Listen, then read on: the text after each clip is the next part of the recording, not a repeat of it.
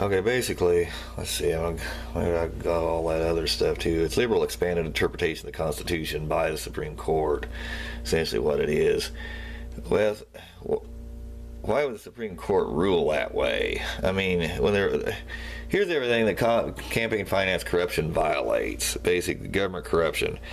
The ideals set forth, all men are created equal in the Declaration of Independence, which is written by Jefferson, and they're trying to say that some are more equal than others. In other words, that you have one vote, they have 30 votes with their campaign money. And so that violates the, popular sovereignty that's in the Constitution. So it's, campaign finance corruption is unconstitutional, not McCain-Feingold, which stops the flow of money. Let's see, the pigs have moved into the house, no animal shall live in the house. Notice in the movie, in the middle of the night, the pigs are all moving into the house. So that's exactly what you got with the rattlesnake insurance companies. They've moved into the government. No one's watching.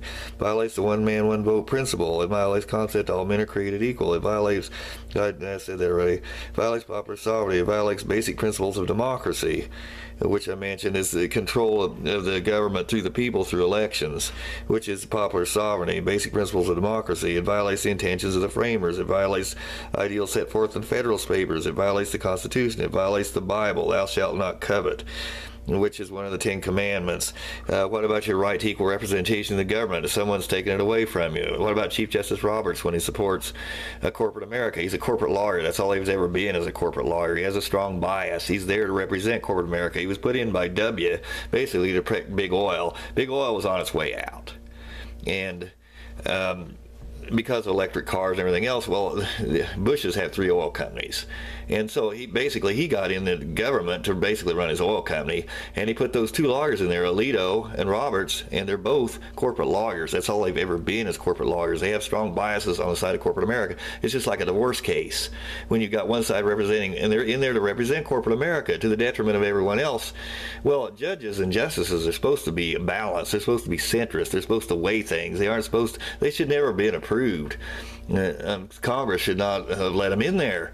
And they have strong biases, and they're there just for the purpose of corporate America. So basically what they do, they interpret the Constitution and say, well, McCain-Feingold, that's unconstitutional, violates the First Amendment.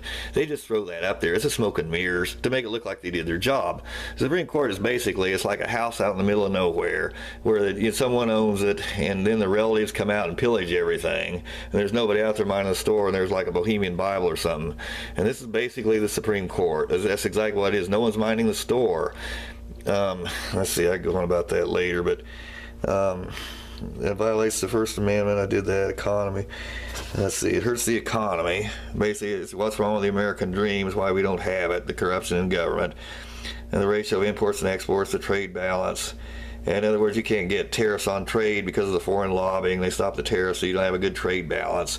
And China, you can't get China to do with that control over Congress with their campaign money and the foreign lobbyists. So you're not going to get a trade balance with China, and that's what's his name was arguing, Romney, and he's the one that said corporations are people. So and Obama should have brought this out in the debate, but he never did. He didn't say one word about it. It stops the advancement of technology. It stamps out competition through the use of patents and copyrights, the basic principles of capitalism, the will of majority. It's 80% support a constitutional amendment for campaign finance reform, so it violates that. I guess that's it. Okay. I don't know.